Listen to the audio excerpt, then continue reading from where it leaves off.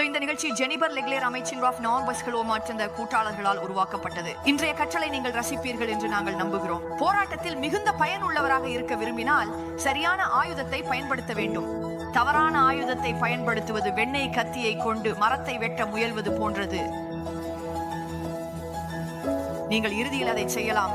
நீங்கள் இறுதியில் அதில் ஒரு குத்து செய்யலாம். ஆனால் நீங்கள் முயற்சிக்கும் போது உங்களை சோர்வடைய செய்யும். உங்களில் சிலர் போராட்டத்தில் சோர்வடைந்துள்ளனர். நீங்கள் சரியான ஆயுதத்தை பயன்படுத்தவில்லை என்பதால் நான் உங்களுக்கு உண்மையை சொல்கிறேன். நீங்கள் சரியான ஆயுதத்தை பயன்படுத்தி இருந்தால் அந்த மரம் விழுந்திருக்கும், அந்த சாத்தான் நகர்ந்திருக்கும், அந்த வெற்றி வந்திருக்கும். அது நடக்கும். அல்லேலூயா.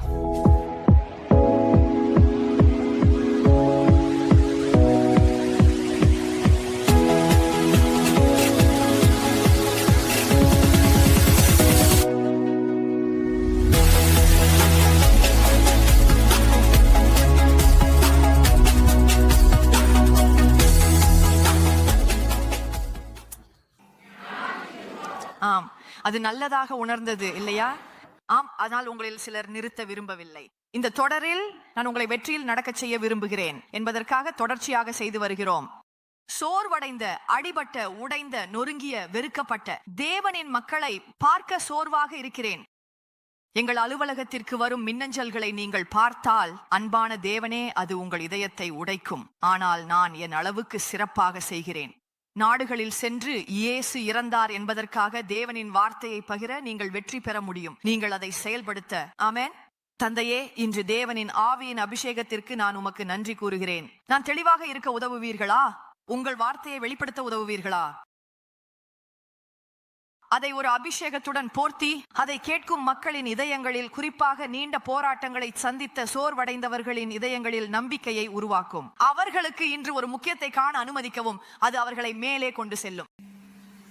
ஏனெனில் நாங்கள் உச்சியில் இருக்கிறோம் மற்றும் அதுல நாங்கள் அடி எடுத்து வைக்கிறோம் இயேசுவின் பேரில். ஆமென். அப்படி என்றால் நாங்கள் 37ஆம் எண்ணிக்கையில இருக்கிறோம். மற்றவர்களே, மன்னிக்கவும். 1 முதல் 36 வரை என்ன தெரிகிறதா? பரிசுத்த ஆவி பதிவேற்றம் செய்தது 1 முதல் 36 வரை. நாங்கள் மொரேவியன் நீர்வீழ்ச்சியில் இருந்தோம். நீங்கள் அறிந்திருப்பீர்கள். இரவு நேரத்தில் செய்ய ஒன்றும் இல்லை, ஓய்வெடுத்தோம். வனேசாவிடம் கேட்டேன், மேட்ரிக்ஸ் பார்க்க விரும்புகிறீர்களா? அதை 20 ஆண்டுகளாக பார்த்தேன். மேட்ரிக்ஸ்ல அந்த மனிதன் இந்த நாற்காலியில உட்கார்கிறான். மேலும் அவர்கள் இந்த சிறிய கணினி சிப்பை வைக்கிறார்கள். அவன் சொல்றான், நான் கோங்ஃபூவை அறிவேன். நான் சொல்றேன், நீ என்னை ஏமாற்றுகிறாயா? கடவுள் அதை செய்ய முடிஞ்சால் அது அருமையாக இருக்குமா? அவர் நம் ஆன்மாவிற்குள் நிறைய விஷயங்களை மன்ன பதிவிறக்கம் செய்கிறார். அவர் செய்கிறார். குறிப்பாக நாம் பரிசுத்த ஆவியில் பிரார்த்திக்கும் போது, இப்போது இந்த 37ஆம் எண்ணில நுழைவோம். பரிசுத்த ஆவியிடம் கேளுங்கள். இவை வெற்றிகரமான ஆன்மீக போர் உத்திகள். பரிசுத்த ஆவியிடம் எந்த ஆயுதத்தை பயன்படுத்த வேண்டும் என்று கேளுங்கள். கேட்க வேண்டும். கேளுங்கள். சில நேரங்களில் தான் சிறந்ததை அறிவோம் என்று நினைக்கிறோம்.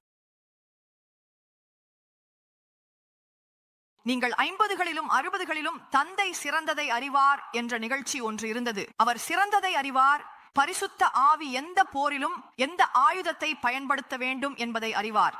ஒரு அறுவை சிகிச்சை நிபுணர் வேறு வேறு உபகரணங்களை பயன்படுத்துவது போலவே அவர்கள் ஒருத்தரை வெட்டுவதற்கு முன் பென் பிளேடு தயவு செய்து என்று சொல்வதை நீங்கள் காண்கிறீர்கள்.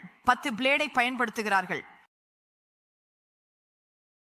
ஒரு கால்ஃபர் கால்ஃபிங் செய்யும் போது அருகில் வந்தால் புற்றை பயன்படுத்துகிறார்கள். தூரத்தில் இருந்தால் கிளப்பை பயன்படுத்துகிறார்கள்.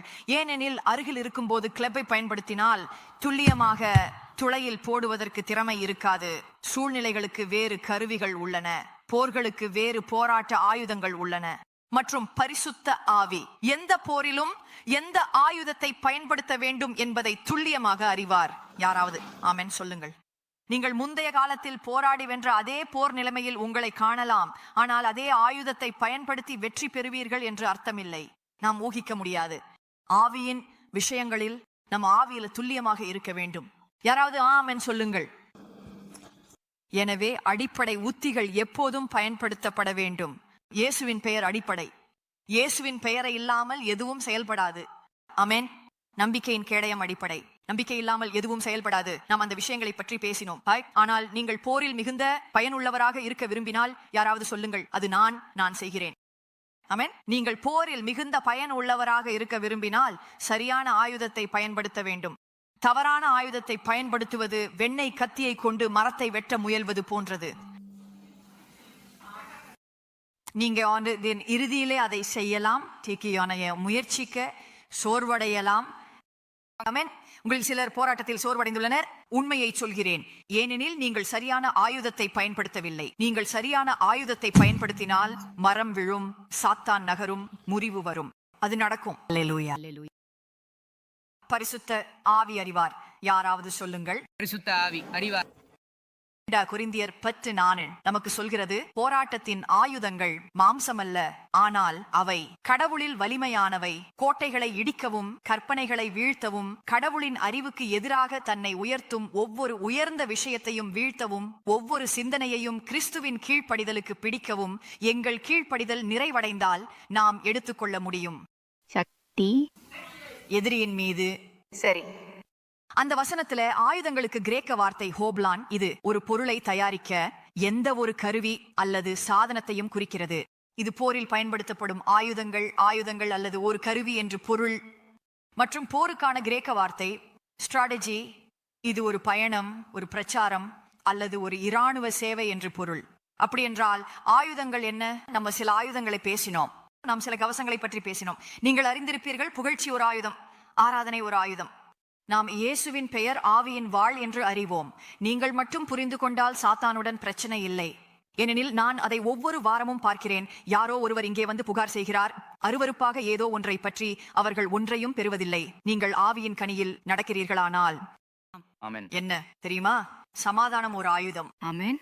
மிக்க நன்றி, மிக்க இறைவா. இயேசு நமக்கு சொன்னார், எதிரி கொல்லவும் திருடவும் அழிக்கவும் வருகிறது, ஆனால் அவர் நமக்கு நிறைவான அதிகமாகும் வாழ்க்கையை வழங்க வந்தார். நீங்கள் நிறைவான வாழ்க்கையை வாழவில்லை என்றால் நீங்கள் யோவான் 10 தவறான பக்கத்தில் வாழ்கிறீர்கள். மீண்டும் போராட வேண்டிய நேரம் வந்துவிட்டது. வெற்றி உத்தரவுகளை வெளியிட வேண்டிய நேரம் வந்துவிட்டது. என் புதிய பக்தி நூலில் உங்கள் மனதை புதுப்பிக்கவும், உங்கள் ஆவியை வலுப்படுத்தவும், எதிரியின் திட்டங்களை வெளிப்படுத்தவும், நீங்கள் வெற்றி பெறுவதற்கு உபகரணங்களை வழங்கவும் உதவும் தீர்க்க தரிசன அறிவுரைகளை நேரடியாக பரிசுத்த ஆவியின் இதயத்தில் இருந்து பகிர்கிறேன். ஒவ்வொரு பக்தியும் உங்கள் ஆய்வுக்கான வேதாகம குறிப்புகளையும் உங்கள் வெற்றியை கட்டளையிட சக்தி உத்தரவுகளையும் கொண்டுள்ளது. டாக்டர் சிண்டி ட்ரீம் கூறுகிறார், வெற்றி உத்தரவுகள் ஆன்மீக போர் தொடர்பான உரையாடலுக்கு முக்கியமான பங்களிப்பு ஆகும். அவர் கூறுகிறார், இது ஆன்மீக போரில் வெற்றிக்கு அத்தியாவசியமான பிரார்த்தனை உத்திகள் உள்ளன. இதை வேத வெற்றிக்கான வரைபடம் என அழைக்கிறார். வெற்றி உத்தரவுகள் ஆன்மீக போரில் வெற்றிக்கான தினசரி தீர்க்க தரிசன உத்திகள் என்ற உங்கள் பிரதியை விற்கப்படும் இடங்களில் கொள்ளுங்கள். ஆவியின் மறைபொருள் உலகம் நம் 5 இயல்பான உணர்வுகளால் நாம் அனுபவிப்பதை விட அதிக உண்மையானது. இயல்பான கண்கள் காணக்கூடிய திரையின் அப்பால் தேவ தூதர்கள் மற்றும் பேய்கள் குழுக்கள் செயலில் உள்ளன. வேதாகமம் கூறுகிறது, அனைத்து கிறிஸ்தவர்கள் இயேசு கிறிஸ்துவின் மூலம் இந்த பரிமாணத்தில் கொண்டு வரப்பட்டுள்ளனர். ஆவியில் பலர் ஆன்மீக பார்வையின் பரிமாணங்களை புரிந்து கொள்ளவில்லை. ஆனால் இந்த முக்கியமான புத்தகம் தி சியர் டைமென்ஷன்ஸ் இந்த மர்மங்களை திறக்க உங்களுக்கு உதவும். விற்பனையாகும் எழுத்தாளர் ஜெனிபர் லெக்லேர் எழுதிய இந்த நூல் சியர் பரிமாணங்களை அணுக உதவும். கடவுளிடமிருந்து என்ன மற்றும் பேய்களிடமிருந்து என்ன என்பதை உணர, ஆவியில் காணும் செயல்பாட்டை விளக்க, கடவுள் உங்களுக்குள் மற்றும் உங்களின் மூலம் என்ன செய்கிறார் என்பதை அணுக, மற்றவர்களுக்கும் வெற்றிகளை வெளிப்படுத்துவீர்கள்.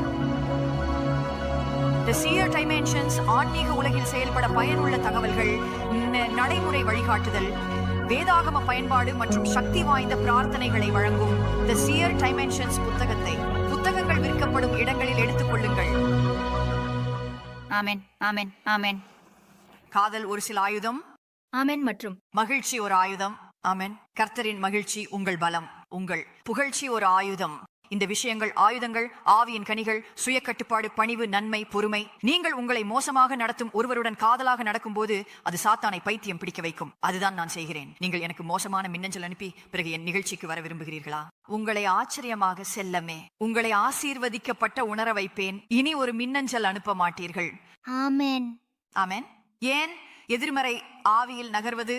ஆம். உண்மையான காதல், ஏனெனில் யாரும் நிரூபிக்க அதை செய்ய மாட்டார்கள். துன்புறுத்தல் வரும்போது மகிமை வரும். துன்புறுத்தல் வரும்போது மகிமை வரும். சாத்தான் உங்களை துன்புறுத்த தொடங்கும் போது நீங்கள் சொல்ல வேண்டும், ஒரு நிமிடம், நான் நடக்கும் மகிமை இருக்கிறது, நான் காட்டும் பழங்கள் இருக்கின்றன, அவை என்னை இயேசுவை அறியாத அனைவருக்கும். இந்த சோதனை, இந்த போர், அது நம்பிக்கையற்றவர்களைப் போல என்னை நகர்த்தாது என்பதை காட்டும். ஆமென். வருத்தமளிக்கிறது, நான் பல நம்பிக்கையற்றவர்கள் சோதனைகளை கிறிஸ்தவர்களை விட நன்றாக கையாளுவதை பார்க்கிறேன்.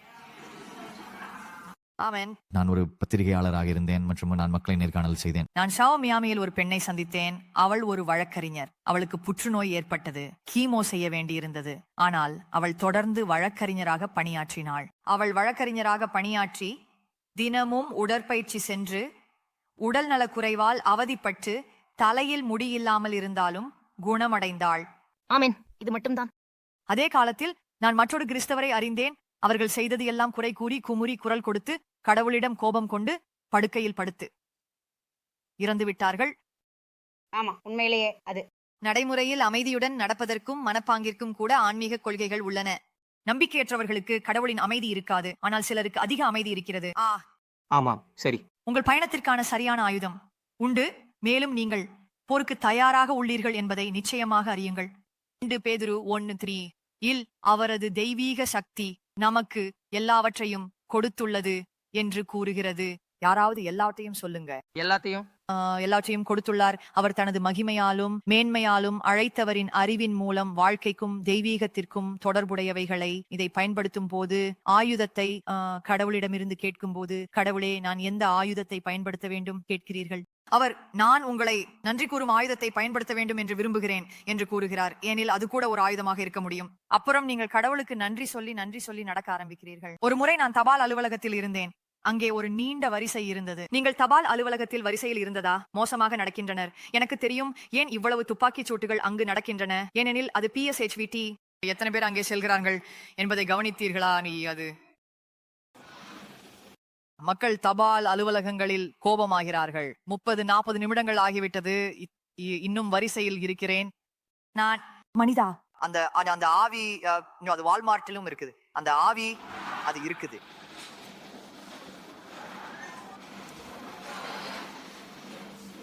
அல்ல? ஆமாம். நான் போகவில்லை. நான் இனி வால்மார்ட்டுக்கு போகவில்லை. ஏனெனில் ஒவ்வொரு முறை வால்மார்ட்டுக்கு சென்றால் உணர்கிறேன்,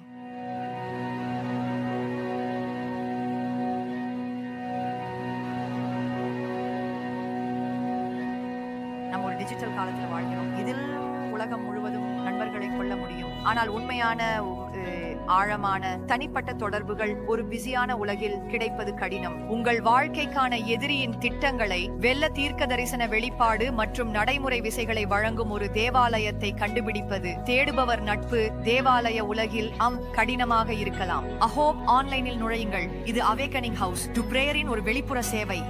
நாங்கள் கடவுளின் இருப்பை ஆர்வமாக தேடிக்கொண்டிருக்கும் நம்பிக்கையாளர்களின் உலகளாவிய சமூகமாக இருக்கிறோம். நாங்கள் ஒரு தீர்க்கதரிசன தேவாலயம். இதில் பரிசுத்த ஆவியானவர் இயக்குகிறார். நாங்கள் உங்களை ஒரு அதிசயமான முறையை வாழ்வதற்கு அதிகாரப்படுத்துகிறோம். Awakening house of prayer. உலகளாவிய குடும்பத்தில் இணைந்து உண்மையான தொடர்புகளை உருவாக்குங்கள். நீங்கள் தேவாலயத்திற்கு புளோரிடாவில் வர முடியாவிட்டால் தேவாலயத்திற்கு ஆன்லைனில் வாருங்கள்.